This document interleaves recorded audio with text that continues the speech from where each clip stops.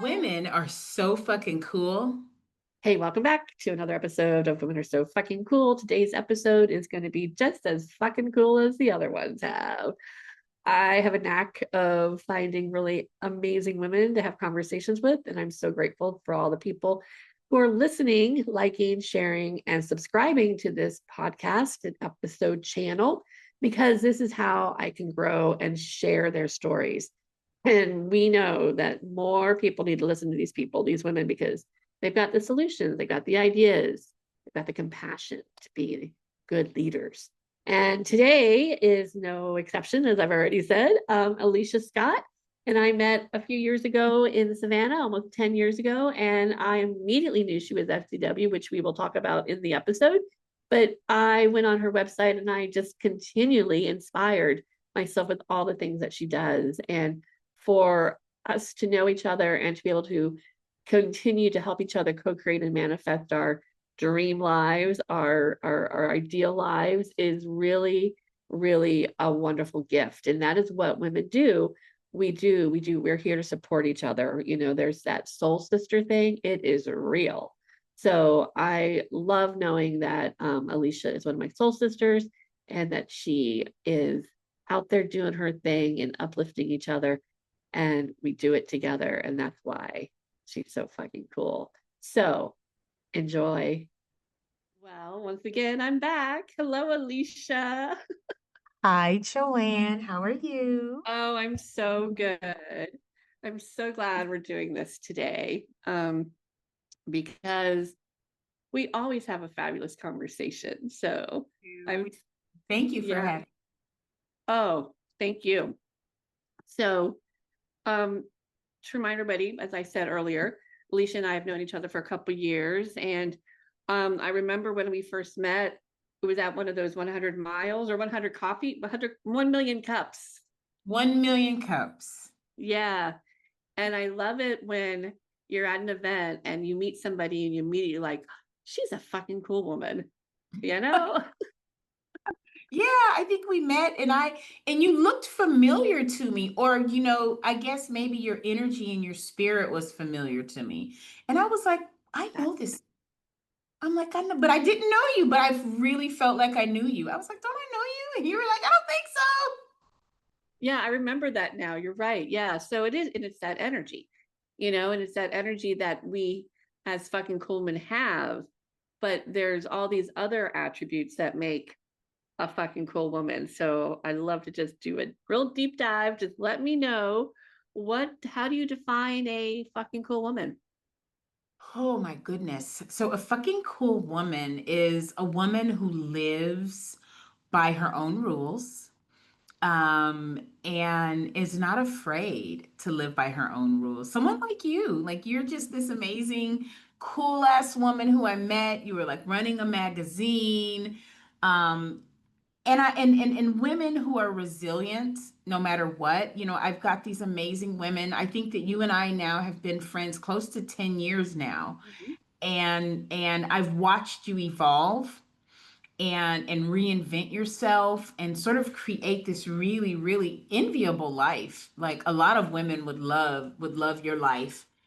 And so a fucking cool woman is someone who I've seen reinvent herself over and over. I think that um a good example of that would be like Meghan Markle. Not, I know that that's like a pie in the sky, but she went from being like an actor on cable TV, Mhm. and people don't hit big fame and fortune on cable shows, but she like married a prince, and now she's reworking herself as like this domestic goddess. And I think that's really adorable in the face of all of this, the negative media. All of the women sort of coming back from who were big stars in the 80s and 90s and reinventing themselves as moms. And like, I love looking at Pam Anderson attend award shows with no makeup on. I think that that's like the coolest thing ever. I was like, she looks great. Like, leave her alone. Because she was this big, blonde bombshell, almost bimbo. Like, and she's just like, I'm just a regular woman now. I'm just this middle-aged woman going into elderhood, and here's who I am. And I think that that's beautiful, and she looks great. Other fucking cool women. I love to see. Um, I love to see like women just go from one iteration to the next. And so there's a ton of fucking cool women who I think are absolutely amazing, who have reinvented themselves. So any woman that reinvents herself, especially when we prioritize doing creative work. I love to see women reinvent themselves, doing creative work, doing things that nurture the planet. There's a ton of women out there who are nurturing the planet.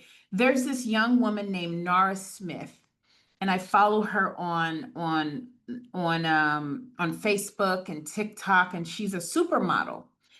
And she's only like 24 years old, and she's got like a few kids, and she's from Germany, and she does like this cooking show. And while she made her she's not really super famous, but she's famous in some circles. Supermodels aren't outwardly famous, but she makes all of this organic vegan food for her and her kids. I saw her make homemade fruit roll-ups one day, and I thought, wow, what a way to show the dimensions of a woman. She's like an artisan chef, but she got her start because of her looks. And so women who are kind of taking back the objectification of women as a whole and doing things that are more creative, that are adding to society in a positive way, in a high frequency way. I love fucking cool women who do the women can take anything, bake it, repackage it, and put it out there to the world. Um, Yeah, I want to just, that was really very fascinating, very interesting. I love asking that question because the response is always so different, but yet very similar. But you really, really were able to share some examples of women who are newsworthy or in the news. I hate that word celebrity, but well known. I forget, there should be something else. Um, but I'm going to say they are disrupting the system in a sense, of what it means to be a woman, to how to act as a woman. And my thoughts going to um it's how do we I can always edit this, remember too. I can edit this process. But I'm trying, it's about celebrating women. I really, okay, so okay, what you just said, and you shared all these celebrities or well-known women, and it sounds like they're also celebrating their feminine, and they're also celebrating other women as well. And I think that really captures what an FCW is, because you want to celebrate because women are so fucking cool, including myself. And I wonder if how do you think we are I mean, I guess the question is, how can we, I don't even know. This is the part that gets funny because I get so philosophical inside. Um, how do we make celebrating and how do we make being cool a cool thing? ooh, how does one become cool? How do we define, I guess, what coolness is? I think it's I think it's giving women the permission to be themselves and walk in whatever feminine power they see fit. For instance, women often get shamed for prioritizing our pleasure. Mhm. When a woman prioritizes her physical pleasure, like, she's a whore.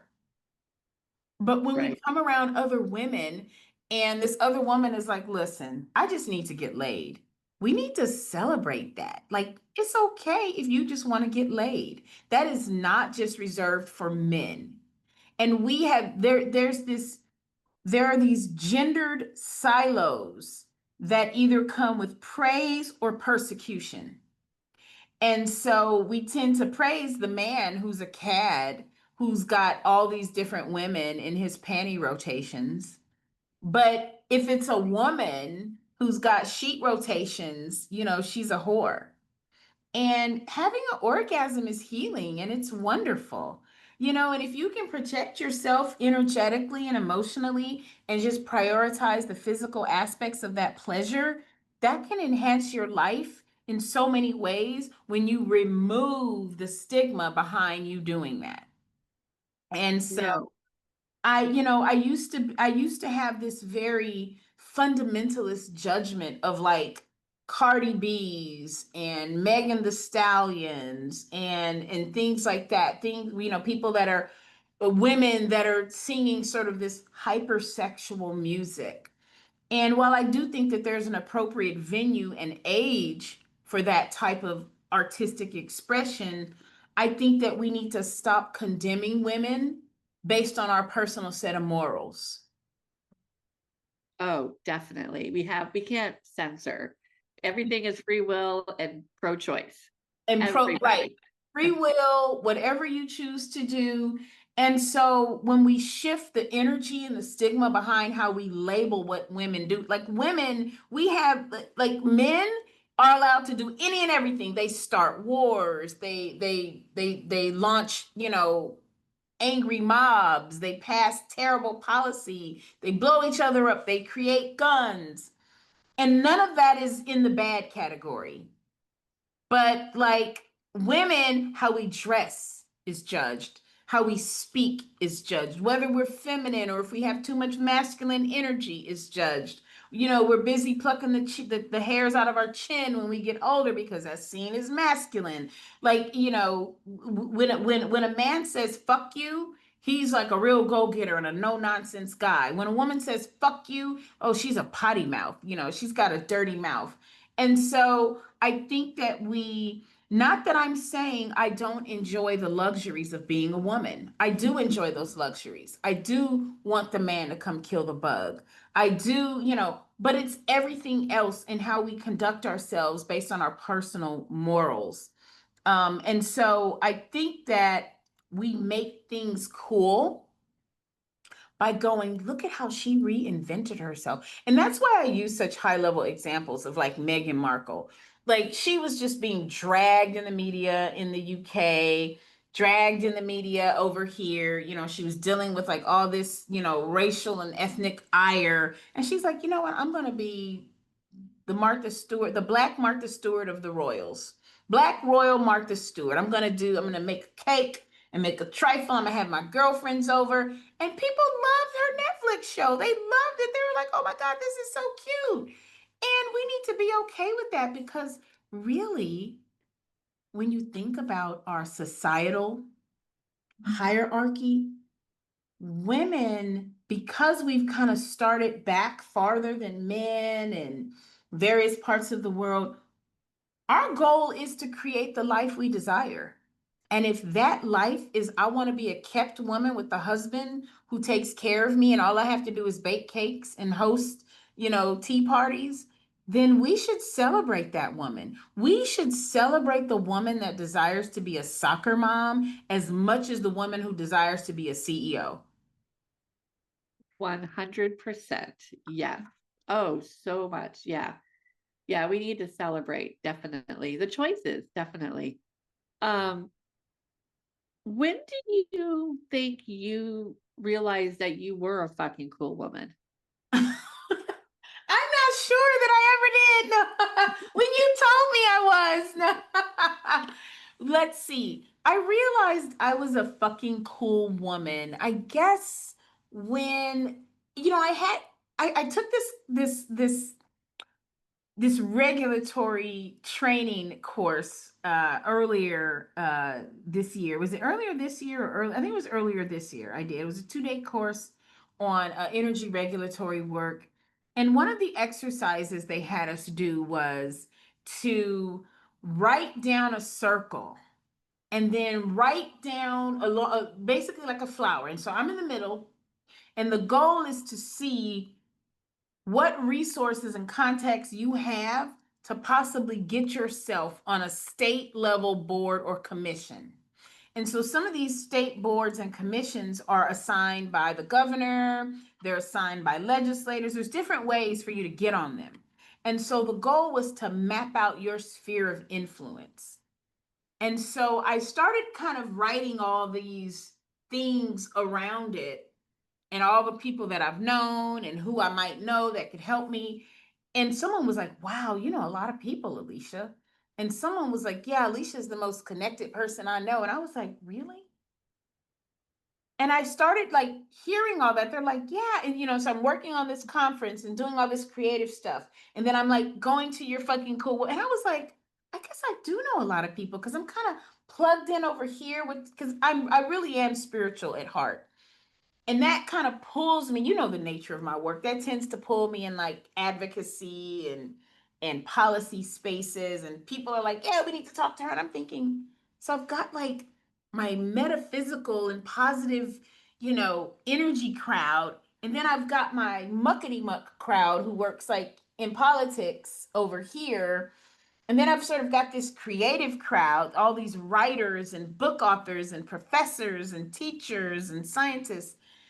And I was like, oh, I guess I am kind of cool because I can kind of connect you with the scientists and the artists with the. So at the conference we were organizing, I was in charge of the art project for the conference. We had like we did a mural, which ended up, the founder of the conference didn't like it because the kids all drew anime on it. But I thought it was awesome. So I was like, okay. And then I brought the folks at, like Georgia Tech, where I do a lot of work in. I brought the artists in. I brought the activists in. I had the connection with the politicians in. And I was like, oh, I am like the center of this little flower where when people need something high frequency, positive, metaphysical, or new age, as some people may call it, I know those people. And so I was like, I guess I am kind of a connected person. And so I humbly accepted that I was cool when I realized all that. I love it. But it is true. I think that's a trait of a lot of FCWs. We are connectors and we can navigate through different communities because we know we're all connected, right? When did you think you found your power as a woman? Wow. I don't, I And think that just came up. I've never asked that question before, but I'm curious about that. yeah, I think that I'm coming into it now. Interesting. I think Uh-huh. I'm in the process now of stepping into my power. So I've written this book and I want to help millions and millions of people manifest and create the life of their dreams. Um, and I realize that it's powerful, and at the same time, it's scary to me. But I know it's something that needs to be out there.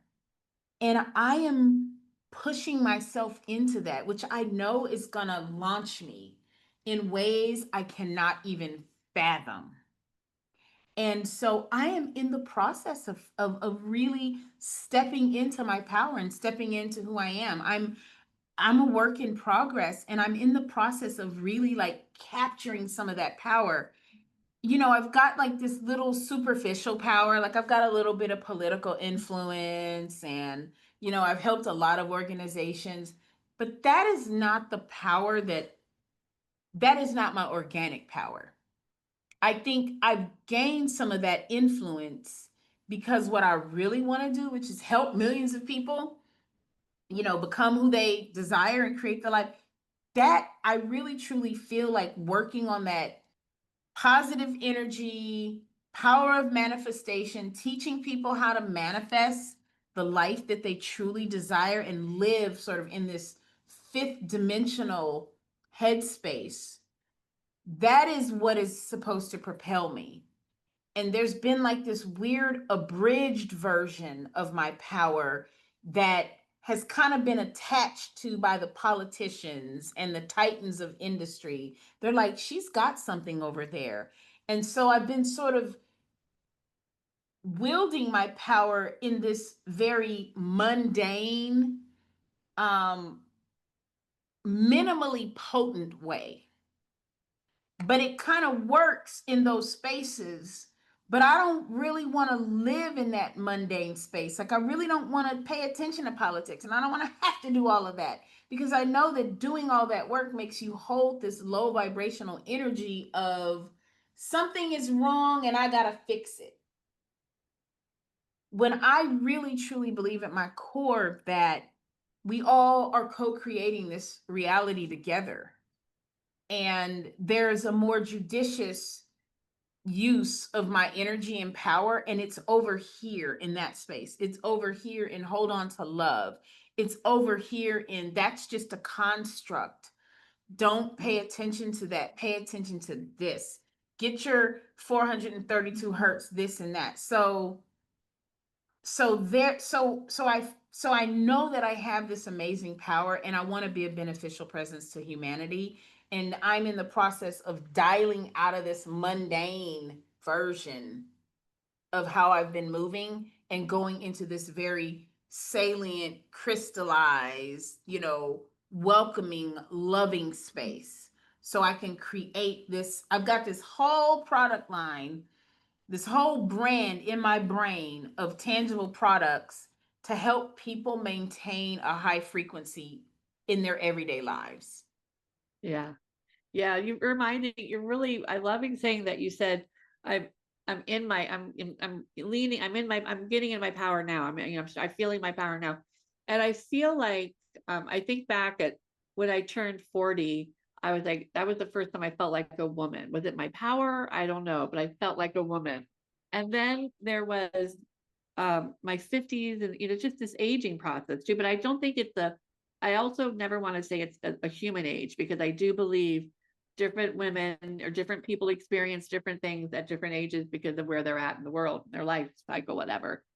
But I do want to just say I'm really grateful that I'm encouraging women to be in their power, to find their power. And we're always adding, we're never going to be, I don't think we're going to be like, I'm powerful and I can't be any more powerful. Power is ever evolving and ever growing. And knowing that one reason I started the FCW Society is I wanted to surround myself with other women who are using their power to help uplift others. They're Right. using their skills and talents to uplift others. Yes. That's my goal. That is my biggest goal. Yeah. And part of my path was through working in politics. I really felt Yeah. like I could go in here and I could make these changes. Yeah. But I think I realize now that the changes that I thought I was going to be able to make going sort of the mundane world political route, is a was a false solution. Where Interesting. my Yeah. heart says, yeah, it's a false solution to where my heart Yeah. really Yeah. wants to move. It's that world needs a lot of healing, a lot of healing. And it's good that we have people like yourself and other people who have been working in those fields, just to have the perspective shifting a little bit, just, every little bit helps, but they're just stuck in an old mindset that they're rigid and they don't understand that things, you can do different things and get, yeah, just greedy, sad people, just greedy, And sad people in power. yeah, and you know what one of my goals is? Can I share this? Yeah. So one of my goals is that we can shift that world, but we need a large amount of people operating on the same frequency. So rather than trying to shift that world, I would like to try to shift the mindsets of masses of people. Because if enough of us are focused on the same things, like, you know, a fair and equitable system of how we govern ourselves. Like, Uh-huh. if we're all holding that energy collectively, we can shift. what they are doing. Oh yeah, we can. I always say that we're not gonna, we can't, we to make change, we have to shift the collective consciousness. We have to Thus, shift. we have the manifesting mobile. Yes. Yes.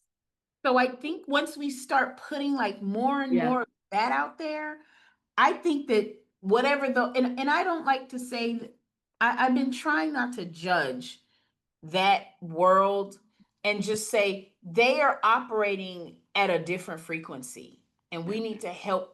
We need to focus on raising the frequency and the vibration of the collective in the most positive ways, Yeah. and Yeah. that will fall away. Yeah. It will. Yeah. Yeah. And we have to remember, maybe not in our lifetime. We may not see the end results that we're looking for, but that doesn't mean that we don't do the work. That Because doesn't mean as we don't do it women, we are life bringers. Even though I have no children, I'm still a bringer of life. I'm right. still birthing things. And so that's what our role is to keep birthing and giving strength to other people to take on the That's journey. right. That's Uh-huh. right. And that's what I want to create, something evergreen to help people go, oh, if I focus on this, if I say it like that, I can do. Uh-huh.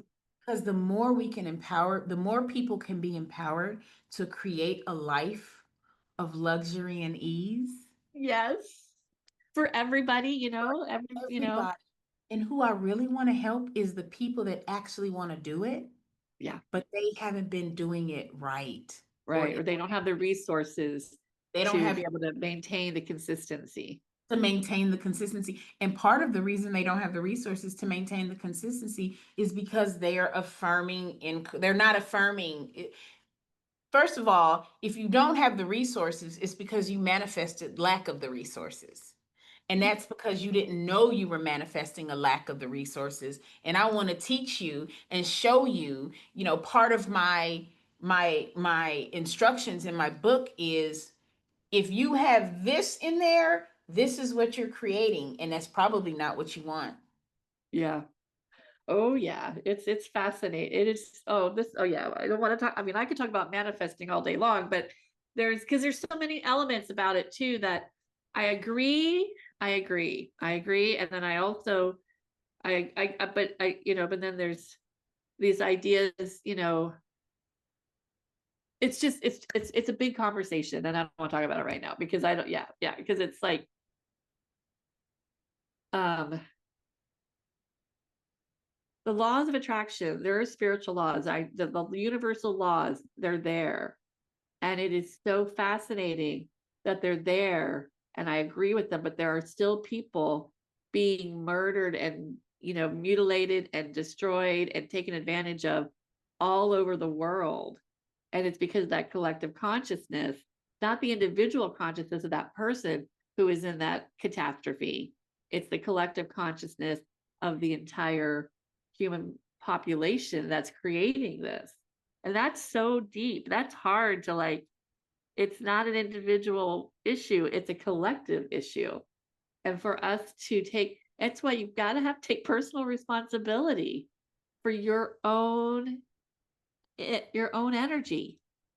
And if you can't handle the energy yourself, there should be resources to help us, to help each other, instead of just beating it down, beating it down, beating it down, you know? Right. Yeah, because hurt people keep hurting people. And so we have to, heal. There's so much Mhm. healing to be done. Yes.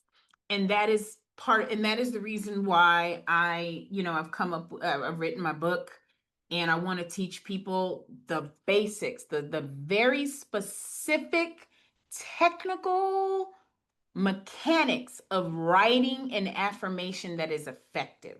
Uh-huh. Because most people know how to use affirmations, but most 99.9% of the people I talk to about their affirmations, they're doing it wrong. Yeah. You got to really go in the deep. Yeah. And the other part about it too is you have to focus on yourself. I believe you are your own guru, right? And just as so not worrying about what other people are doing, not thinking about what they're doing, as in the FPW society, we only focus on the people who are doing fucking cool things. The ones that aren't doing it, we recognize it, we honor it, we whatever, but I'm going to do whatever I can do to counterbalance that, because that is just not the reality I want to live in. And to be honest, you can live in a different reality. And so I always give people this little tidbit when you think about all this awful stuff that's happening in the world. Yes, there's a lot of awful stuff happening in the world. But it's all just a transformation of it's all a transmutation of energy. So when someone is killed, their energy just leaves our dimension and goes to another. Not to be spiritual bypassy or anything like that, Yeah. but it is just a transference of energy. So those people who have transitioned on through what we call death are they just exist on a different plane now. They're somewhere. They're in like energy can never be destroyed. It just goes back and goes through the recycling of the universe. And everybody is here to experience and self-actualize. So if we can let go of, oh my God, there's so much death, there's so much death. Yes, there is. I'm not saying don't pay attention to it. But your role in this reality is to hold the highest, most positive vibration you possibly can. All of that out there is a distraction. It's like a test. It's like you're on this obstacle course and you're like, okay, I got to get to the end. And there's this over there. And then there's that over there. And then there's that over there. Do you stop and go, oh my goodness? Oh my goodness. No, I got to make it to the end. So I got to keep my eye on the prize. Yes, I see you people over there falling off cliffs. Got it. But you're going to be fine. You're just your energy is just transferring. So now I got to go. I got to make it to the end. That is the goal of this life. The goal of this life is to send it all. When you see something that disturbs your spirit, you got to go, okay, I'm sending everyone over their love so that they understand that if they, as a collective, hold XYZ vibration, that all of that will fall away. So imagine, like this is Dolores Cannon says, this is Earth School. This is Earth School. These She's a are fucking all cool lessons. woman. Yeah, you ever seen a Dolores Cannon clip where she's like, "You all chose to come here. This is Earth School." Um, and so you've got to dial out of what a lot of New Age groups are calling, metaphysical communities are calling the old 3D existence. All of that chaos is in the 3D. We are ascending to the 5D. And those of us who understand that know that now is not the, like, let me give you a good example. African Americans. We on a collective whole are like, this is no longer our fight. We have done enough. We are not marching. We are not going to get in the streets. We know that all these negative and terrible low vibrational things happen when we get in the streets and it muckety muck. We are dialing out of that frequency of activism and fight, fight, fight, fight, fight, because all fighting does is create more things to fight about. Yeah. Like it doesn't solve anything.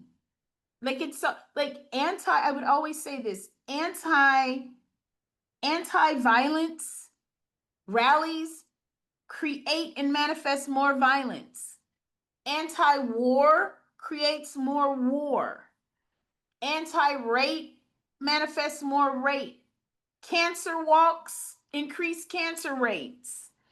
It's we need a peace rally. We need a love rally. We need a health and wellness walk. We need a breast health walk, not a breast cancer walk. We need a healthy neurological system. We need a health, wealth, and wholeness festival, not an anti-gun or anti-violence. So we're literally caught in this energetic loop, and it's time to shift. We need more climate resilience rallies, then climate change and climate disaster, environmental wholeness and environmental wellness and climate health.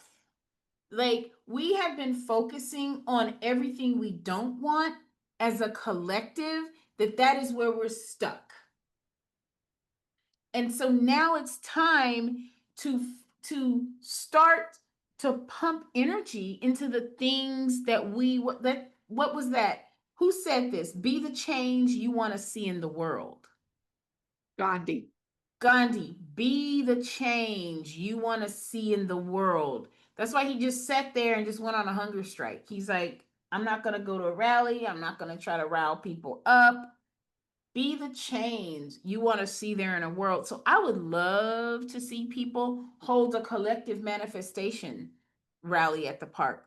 Let's get together and like write a bunch of positive affirmations. Let's come up with a group collective and imagine 100 people at a festival all repeating the same affirmation inside of like your art gallery, and imagine how that vibrational energy will go out from the center of where that group of people are and spread out. I would, I'm reminded of the Walls of Hope project that I started when I was in Savannah with those paintings from Panhandle Slim.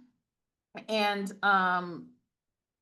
my goal when I came here, my goal was to, there was so much gun violence and everybody kept talking about it, and I was like, they're never going to eliminate gun violence by having a gun violence march. You're going to have more. And so I posted on my page, you know, what if we got together and just painted, murals with positive words on them, which is something that I love about Atlanta. You can just go down Atlanta and you can just see a beautiful affirmation on a wall that says, we love community.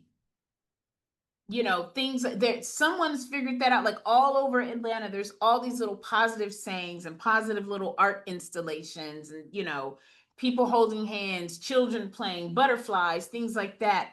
And it resonates with an energy in the city. Like, the city is big and you know fabulous and grungy and all of the above, but overall people come to Atlanta, and you can thrive here because it is a big city with a lot of opportunities and a vibrant artist community inside of town, and you see that embedded throughout. But you know I'm waiting for someone to have, like, there's this trend in the Black community with these fans and these boots, the boots on the ground.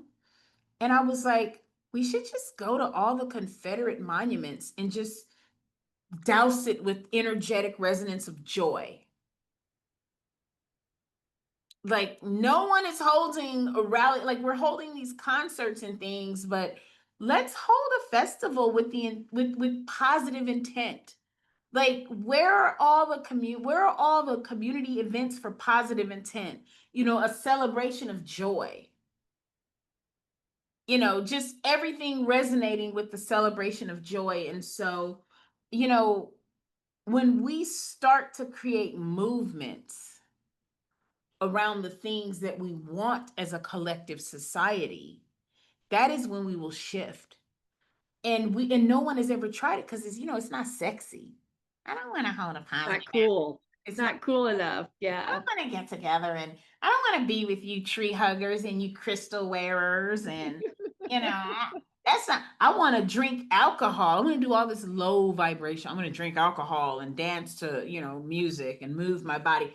Move your body, but maybe the festival is a festival for collective joy. I don't know. I'm just throwing things out there, but But hey, we got to state it if we want to create it. We got to see it, be yeah, it, then create it. So you're speaking up my alley. You really are. No, it's an interesting time to be alive. That's for sure. I'm for really sure. grateful to be part of this process of humanity. Well, this is really fabulous. I'm so grateful that we've been chatting. So now I want to close it out with you. What advice, what's some wise words would you want to share with the fucking cool women who are listening to this, and how they can, you know, be in their power, or whatever else you want to say? Oh, some cool advice. Fucking cool advice. Some fucking cool advice. Listen, own the energy that you exist in. Protect it. I tell women all the time, sometimes it's really not easy to maintain a positive high vibration when you're looking at the visible supply. We talked about how people manifest, but then they don't feel like they can because they're struggling because they don't have the resources. And so one of the things that I do, and I'll just share some of the ways in which I manifest now in my life, and I would be remiss if I didn't say I'm living in exactly the manifestation, luxury and ease that I've always, that my which is my mantra. But one of the things that I recommend if you are trying to like manifest and create a new iteration of your life, sometimes you have to enlist tools like positive frequency, positive megahertz music. If you are feeling down one day and you're just like, all of this sucks, I just want to lay under the bed, you can raise your vibration by going to YouTube and finding a positive frequency music and just play it. Just play it when you get in the shower. Play it when you get out of the shower. Play it through your little Bluetooth speaker or even through your phone. If you're feeling down when you're getting ready to do your bills, go to YouTube on your phone and play a positive frequency music. Keep deliberately keep positive frequency and positive energy stuff in your environment. you know, I did a lot of, and the reason, and I've always believed this, and I've used this myself. Like when I was manifesting like a new job, new contracts, and all that, I would wake up in the morning and play it through my Alexa, play positive frequency music. And that would just be playing for hours in the morning. And it's like spa music, it's in the background. Invest in the things that allow you to envelop yourself in a high vibration. Your vibration is going to dictate how well you manifest because it's the feeling inside of you that goes out into the ether and returns back to you that which you're feeling and desiring.